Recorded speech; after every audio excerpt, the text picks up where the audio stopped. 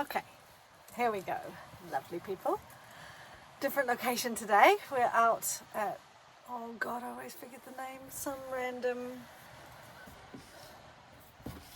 beach, slightly wilder, has rocks instead of sand, and a little bit more overcast today, but it brings a nice sort of moodiness to the day and sort of calms your energy down.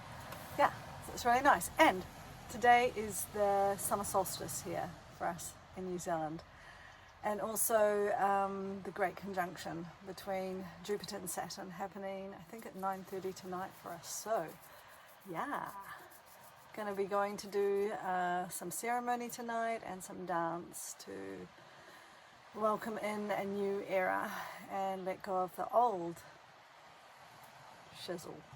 Yeah. So today I'm going to talk about your soul's fraile.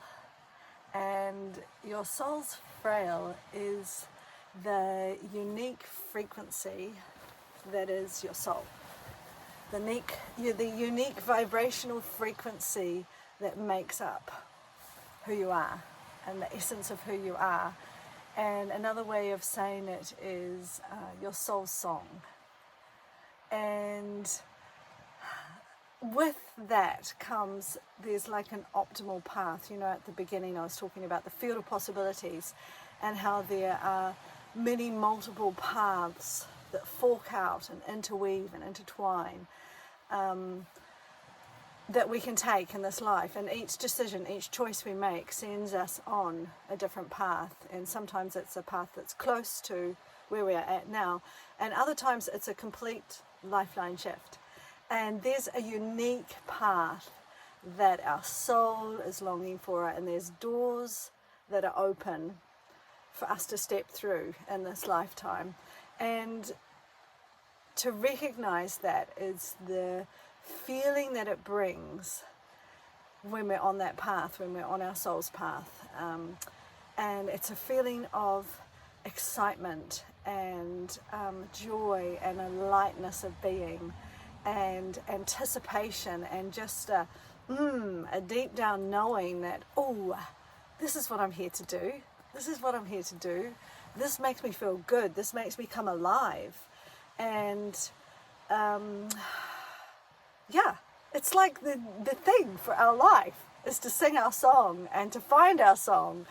But it's so hard for us to do that because we get locked into a system and a way of doing things that either other people have laid on us to do, like expectations in society to get a good education, be a good person, get a good job, be successful, have a house, have some land, have a good business, or, you know, have children that are well behaved.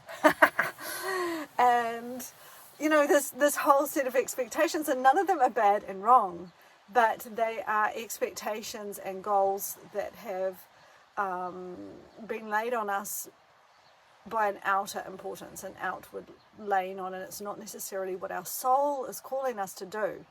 And with them come a feeling of obligation and sort of like a weight within us, and it's accompanied by words like should.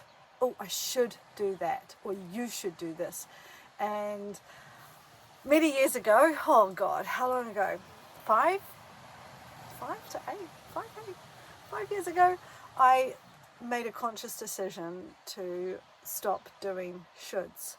So whenever I caught myself saying, oh, I really should do this, I should go to that dinner, to that party, or I should meet that person, I should have these people over, I should be doing this, I should be getting this type of job, I consciously decided I'm going to stop doing shoulds. Because behind the should is, I sat, every time I found myself saying a should, I sat and I said, so why am I doing this? And it was always because of someone else's expectation, or I believed there was an expectation there, and quite often there never was. It was my perception of an expectation and an obligation. And so I just stopped. And the more I stopped doing that, the freer I became, and suddenly I could breathe. And I had a spaciousness within me, and a spaciousness within my day and my time to go, so, okay, what is it I truly want to do? What floats my boat? What makes me happy? What makes my soul sing?